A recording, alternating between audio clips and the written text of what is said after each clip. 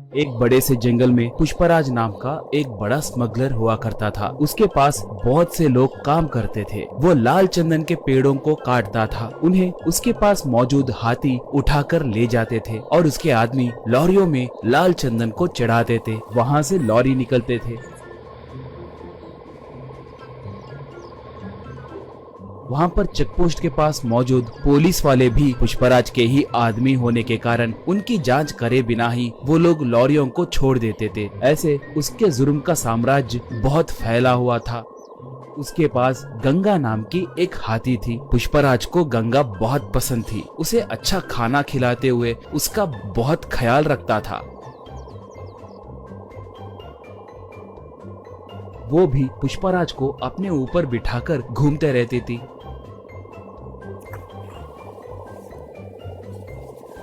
पुष्पराज आसपास के गांव में भी बहुत दान करता था।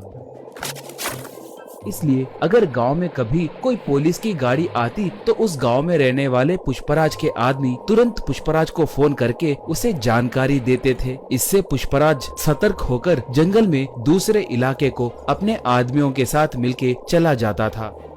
पुलिस वाले आकर वहां पर देखे तो उन्हें कोई नहीं दिखते थे। इससे वो लोग सर पकड़ लेते थे।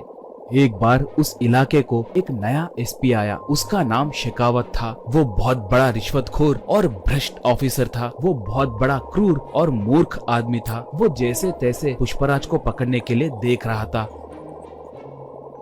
एक बार गलती से गंगा एक घाटी में गिर गई, मगर वो पूरी तरह से घाटी में गिरे बिना नीचे एक बड़े से पत्थर के बीच में फंस गई थी। वो हाथी उसे बचाने के लिए चिंगाड़ने लगी। उसके चिंगाड़ को सुनकर पुष्पराज और उसके आदमी वहाँ पर आए। वो लोग गंगा को देखकर उसे कैसे बचाना है कहकर सोचने लगे। पुष्पराज तब, अरे इसे बचाने के लिए हमारी ताकत बस नहीं होगी। इसके लिए एक जेसीबी को लाना होगा। वो अब कहाँ पर होगा? उसे अब तुरंत लेकर आइए, कहा। एक तब, पुष्पा भाई, उस जेसीबी के मालिक का घर पुलिस स्टेशन के बिल्कुल बगल में ही है। हम अब उसके लिए गए तो बहुत खतरा होगा। पुलिस वाले हमें पकड़ सकते हैं। हम अब गंगा को छोड़ दिए तो ही अच्छा रहेगा। हमें वहाँ पर जाने के लिए हिम्मत नहीं है भाई, कहा। पुष्पराज उसे एक खींच के मारकर, गंगा के लिए मैं चाहे जितना भी दूर जा सकता हूँ। आप नहीं गए तो मैं ही जाकर उस जेसीबी को लाऊंगा। इसके अंदर आप लोग रस्सियों को तैयार करके रखना, कहा। ऐसे वो बाइक को लेकर गांव में आया। उस जेसीबी वाले से पूछकर जेसीबी को लेकर निकला।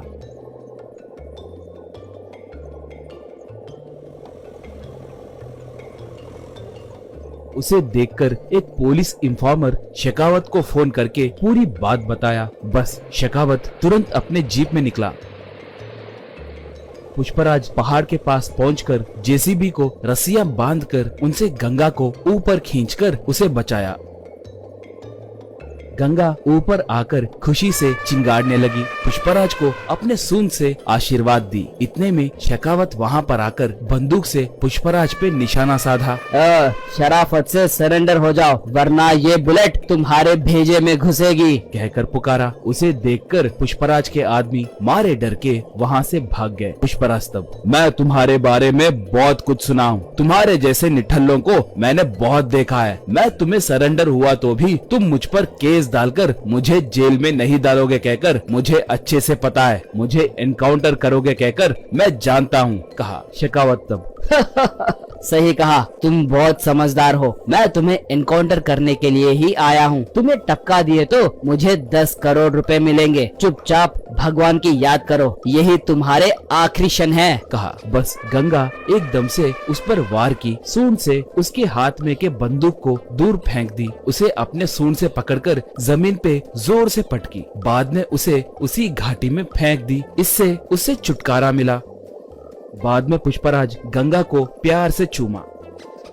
उसके ऊपर बैठकर जंगल की ओर निकला पुष्पराज। दोस्तों, आपको ये कहानी पसंद आई तो दया करके हमारे चैनल को सब्सक्राइब कीजिए। उसके साथ साथ वीडियो को लाइक मार के आपके दोस्तों को शेयर भी कीजिए। पुष्पा 2 के लिए कौन कौन इंतजार कर रहा है हमें कमेंट में बताइए। धन्यवाद।